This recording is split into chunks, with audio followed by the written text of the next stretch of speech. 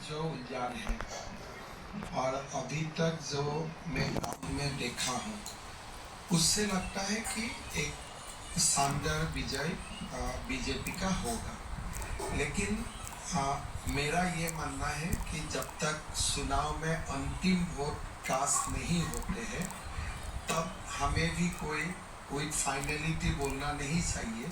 इसलिए जनता जनार्दन होते हैं, उस चीजें हम हमेशा जनता के लिए छोड़ देना चाहिए। जनता पर आप छोड़ना चाह रहे हैं इस बार? कुछ चीजें छोड़ देना चाहिए। क्या संकेत है ये कौशिक? क्या आपको लगता है कि कुछ अंडरकरेंट्स है? क्योंकि ऐसा कहा जाता है, बीजेपी के लोग ऐसे कहते हैं कि ये तो ऑस्ट्रेलिया और नामीबिया के बीच टेस्ट मैच जैसे है, लेकिन हेमंत बिस्वा शर्मा रुक नहीं रहे, तो ये भी आकलन लगाया जाए। नहीं बोल रहे हैं, इंडिया बोलिए ना, India is a powerful, most powerful. नहीं, टेस्ट मैच में इंडिया का नाम ना ही लेना ठीक है। टेस्ट मैच, लेकिन हेमंत बिस्वा शर्मा इतना ज्यादा कर रहे हैं कि लोगों को ये भी, कुछ लोगों को लगने लगा है कि क्या कोई अंडरकरेंट्स है जिससे वो डरे हुए हैं। देखिए, हमेशा आप जो भी करता है, आपको 100% देना चाहिए। कोई काम में आप 99% नहीं देना चाहिए। अगर मान लीजिए मैं 90 सीट जीत रहा हूँ, मान लीजिए मैं 100 सीट जीत रहा हूँ, लेकिन अगर 1 घंटा में ज़्यादा करूँ तो सीट 101 बन जाते हैं, तो थोड़ा सा मुझे कस करने में क्या तकलीफ हो सकते हैं। तो इसलिए मेरा हमेशा सेम बुक से, लास्ट टाइम भी हम चुनाव जीत रहे थे, लेकिन मैं पूरा असम अभी देख रहा था, मैं साइकिल में घूम रहा था। 16 में भी हमारा विजय निश्चित थे, लेकिन मैं डेली पास कर रहा था।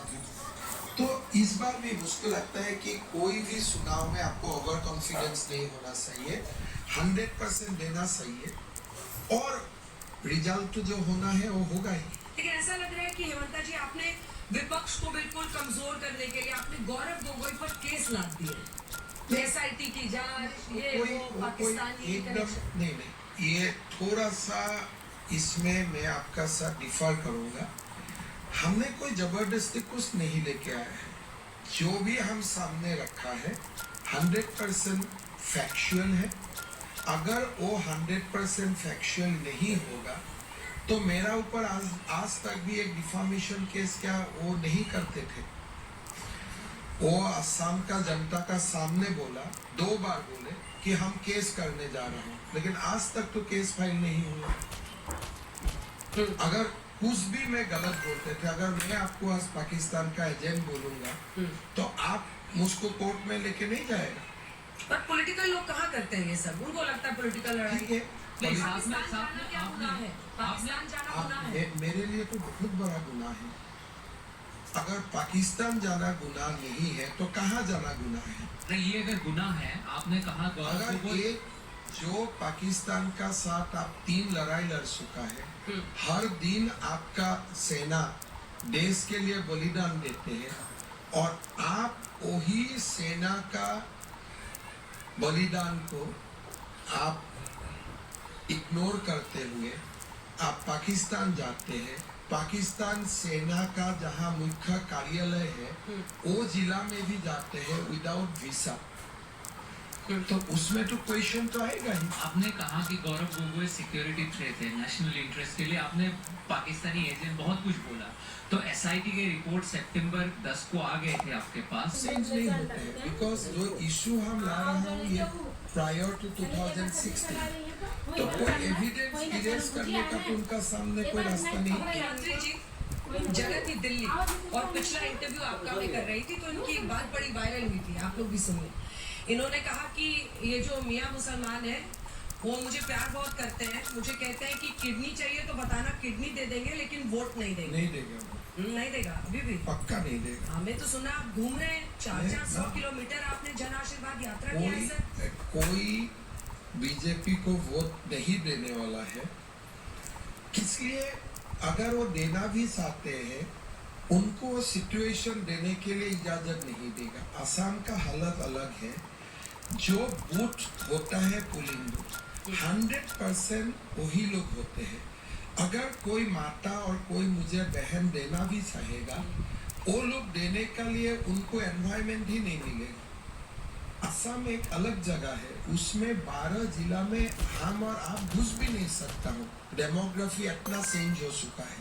आप भी नहीं जा सकते। मैं देखिए कोई पॉलिटिकल मोटिव नहीं है तो टूरिज्म के लिए जाना है तो यू कैन गो, बट उस जगह में अलग ही दुनिया होते हैं। कैसी दुनिया? जो देखिए ये सारे लोग बांग्लादेश से आए हुए हैं, तो बांग्लादेश और इंडिया का दोनों का संस्कृति का एक कॉकटेल बन जाते हैं, और वहां में आप और मैं जाके कुछ करे, चुनाव का प्रसार करे, आपका बात भी समझना पड़ेगा, बात समझना भी मुश्किल होगा, बात करना भी मुश्किल होगा। लेकिन एक आउटसाइड चांस है, जो मियाँ मुसलमान समाज का भी जो माता और बहनें होते हैं, वो लोग मुझे बहुत प्यार करते हैं एट इंडिविजुअल लेवल, और मैं बहुत पॉपुलर हूँ उसमें, और वो लोग भी मुझे मामा बुलाता है। सब मामा क्यों कह रहे हैं आजकल आप? इसलिए थोड़ा 56 इयर्स हो गए। अच्छा, उम्र की वजह से? डेफिनेटली जब मैं पॉलिटिक्स में आया 27, तब भैया थे, दादा बोलते हैं यहाँ। अभी मामा हो गया और 10 साल का बाद काका बोलेगा, तो ये इसका साथ तो लड़ाई नहीं कर सकते हैं, वो तो दुनिया का दस्तूर है। तो अगर बूथ में माताओं का प्रभाव होगा तो बीजेपी को वोट मिलेगा, लेकिन वो सिचुएशन अभी नहीं आया है।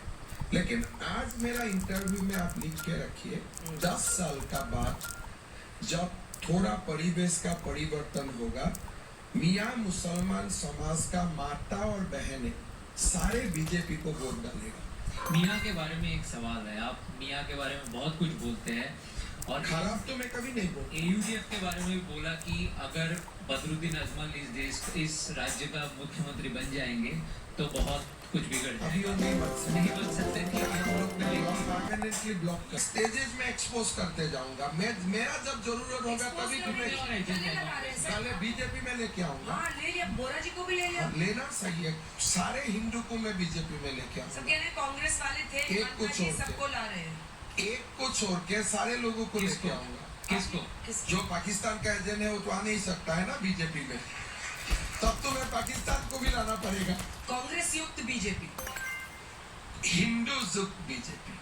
अच्छा, आप आजकल कहा जा रहा है कि मतलब मैं शब्द इस्तेमाल कर रही हूँ, नहीं, मेरे लिए कोई इशू नहीं है।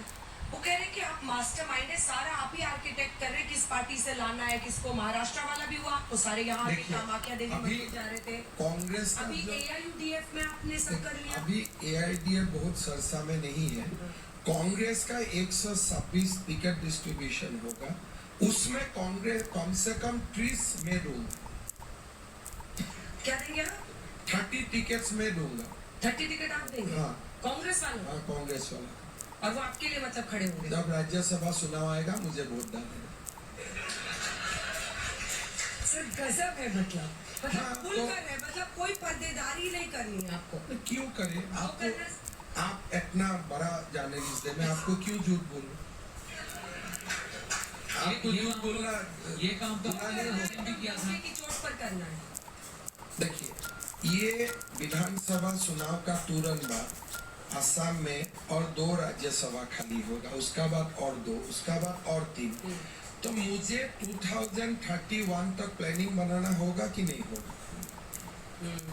अगर आपसे ही मैं चुनाव में जो कांग्रेस लोग लड़ेगा, जहां बीजेपी जीत ही नहीं सकता है, NDA जीत ही नहीं सकता है, वहां में मेरा एसेट मुझे बनाना पड़ेगा कि नहीं बनाना पड़ेगा? लेकिन आपने ये स्ट्रेटेजी खोल क्यों दिया? कर रहे हैं मेरा लोगों को मिलेगा 30 टिकट। 30 टिकट। लेकिन ये स्ट्रेटेजी तो आपने खोल दिया। वजह से बदरुद्दीन अजमल अलग लड़ रहे हैं। देखिए, बदरुद्दीन अजमल का बारे में मैं बोलना नहीं चाहता हूँ, बिकॉज ही हैज नाउ